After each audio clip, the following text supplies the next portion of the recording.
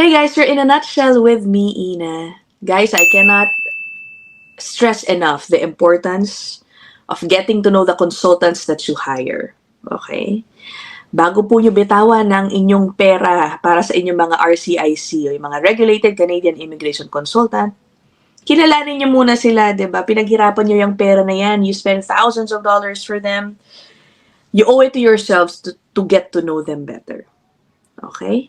Ang dami ko na pong mga nakausap na RCIC, na-interview ko po dito. Sila mismo nagsasabi no, na gamitin ko tong platform na ito to warn people about RCICs na pwedeng hindi magandang advice na binibigay. Minsan nagbibigay ng advice na magiging misrepresentation on your end. Kaya magiging dahilan pa yun ma-refuse yung iyong application. Yung mga ganung bagay ba? Hindi palibhasa merong lisensya, guys, okay na. Hindi po ganon. Get to know them more. Okay? How do you do that? Kung tatanungin nyo ako, one way. Personal ko lang po ito.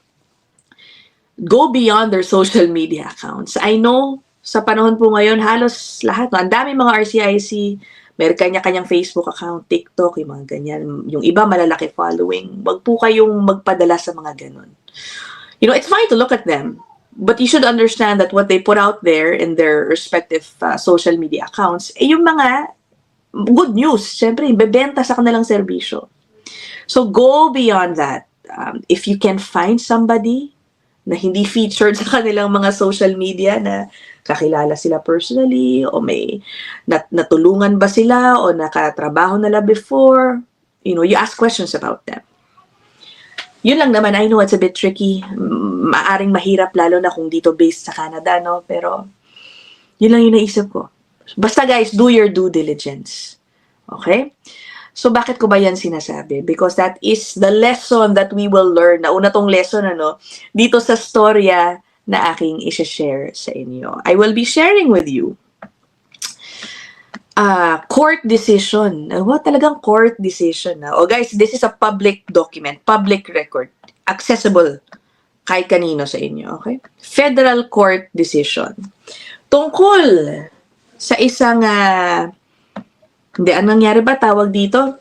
May isa pong aplikante for a temporary resident permit na na-deny po ang kanyang application. Ngayon, inaapila niya yan basically yung desisyon ng IRCC. Pumunta siya sa korte and she is seeking what is called a judicial review. Kumbaga, pinapareview niya sa judge yung desisyon ng IRCC. Okay? At ang kiniklaim niya ay niloko kasi siya nung kanyang consultant. Okay? So, in reading this document, this court ruling, malalaman natin yung storya na nangyari between yung applicant and her consultant. Guys, I will not name names. Okay, huwag kayong magalit sa akin. I don't want to make the episode personality-based. Gusto ko, alamin natin ang storya para malaman natin yung leksyon. Diba? Pag-aralan natin ano yung nangyari para hindi po maulit.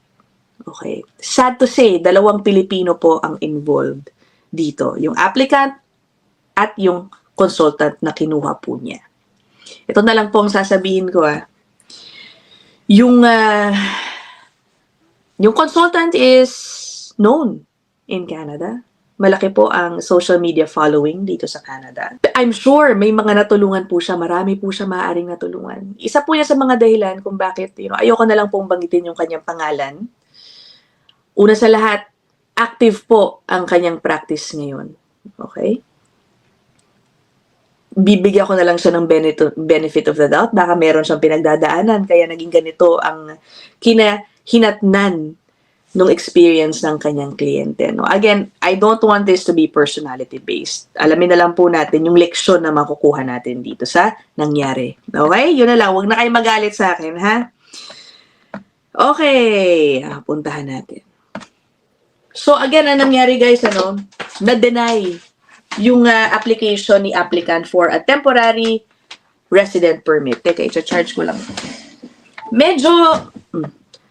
Medyo mahaba tong ruling na to, guys. So, hindi ko na babasahin ng buo to. Mahirap. But I will give you the summary and then later on, I will just read portions of the ruling. Okay? So, si applicant arrived in Canada in 2019, July 2019 as a caregiver. Okay, so 2 years po ang kanyang work permit at that time. Nakalamiya po siya until July 2021 ang validity ng kanyang work permit. Okay, yung immigration consultant dito, siya rin po yung tumulong sa kanya to get the lamiya, no? So before mag-expire yung kanyang work permit, kinuha niya muli itong si consultant to help her out, yung caregiver, sa kanyang PR application. Okay? Ang nangyari, sabi, months later, nagbayad na, no? Nandito yan, hold on. She, the caregiver, no, signed a retainer with the immigration consultant on June 29, 2021 at sinarge daw po siya ng almost $5,000 para sa PR application. Binayaran ito in several installments between June and August 2021. Okay? O, nangyari, months later, nag-update daw si applicant. Huy, ano na nangyari doon sa PR application ko? Ang sagot daw po sa kanya ni consultant ay, wait ka lang, wala pa, hinihintay ko pa yung sagot. Tsaka sa totoo, no, maraming delays ngayon sa IRCC. Yun ang nangyari. Okay, si applicant at that time, si caregiver, was getting an update dahil as she was concerned about losing status considering her work permit had expired. Kasi nga, 'di ba? Medyo short na nga siya, no? Kinuha niya a month before mag-expire lang yung kanyang permit. Anyway, sige. The immigration consultant told her, the applicant, there were a lot of delays. Hanggang, guys, umabot na ng December 2022. Sumunod na ng taon. Humingi daw muli si immigration consultant ng $1,635,000, okay? Mahigit $1,600 para magsabit ng bagong PR application. Ha? Bakit may bagong PR application? Di ba nga wala siyang update dun sa una? Okay. Submitted a new PR application knowing fully well, according to this document, that the applicant was no longer eligible as she no longer had status.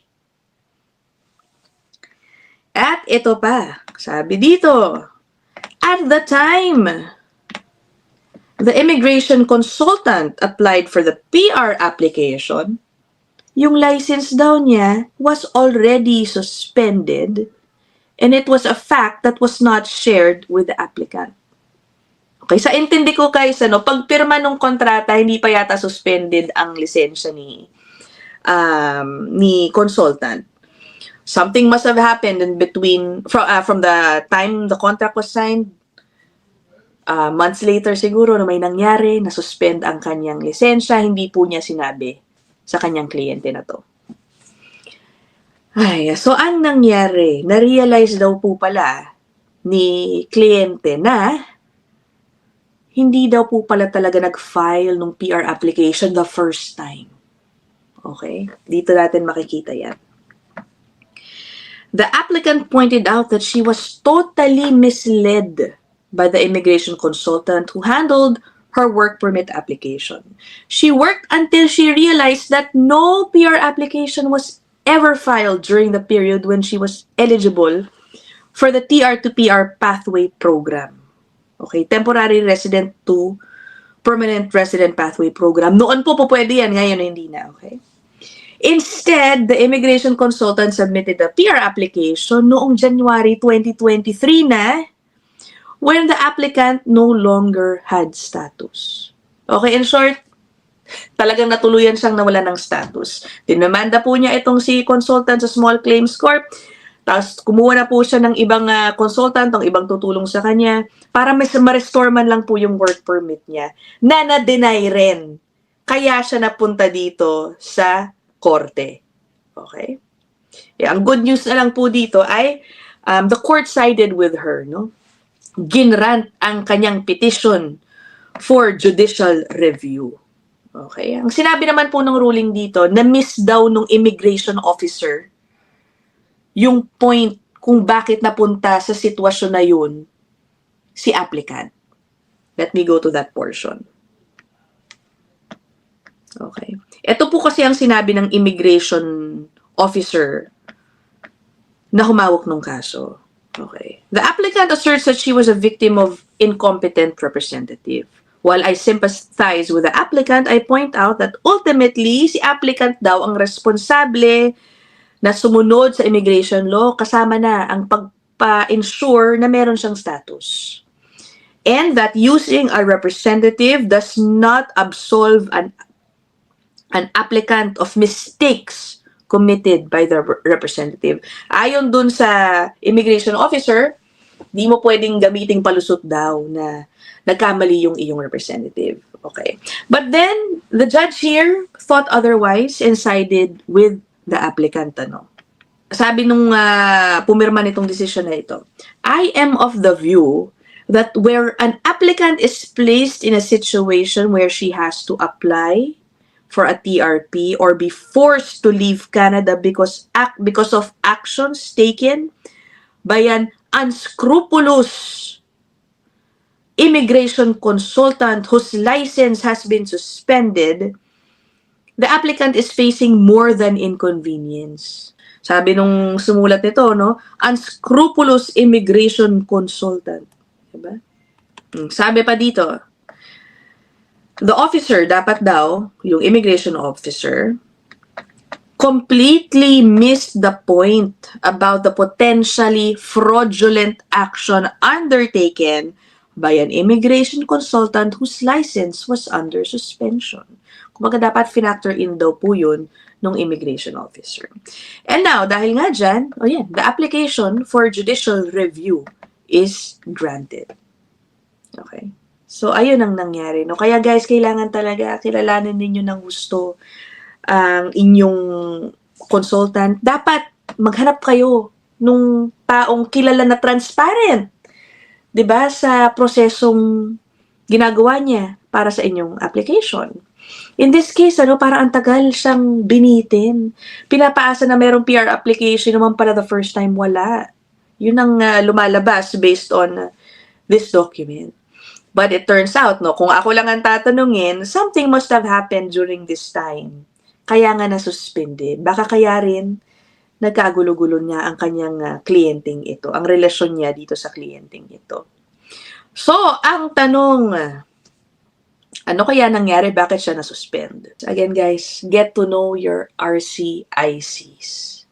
Sasabihin ko ulit sa inyo ito pong consultant na ito, active na muli ang kanyang license. Okay? Maybe, nagbago na siya. Okay? I'm sure marami na po siyang natulungan again. But, these things, when you hear about these things, these could change your mind about hiring the consultant, hindi po ba? Yan yung mga dapat ninyong alamin. Okay, make an effort. Alam ko, sobrang ganda. Ang hirap naman maghanap ng court records, wag naman ganun. But this is what I'm talking about. These are things that you may find out with your own research, di ba? So, ayun lang naman po. Basta ang sasabihin ko lang, yan, sikat yan sa social media. Okay? That's it, guys. I will end this episode here. I'll see you guys in the next one. Bye!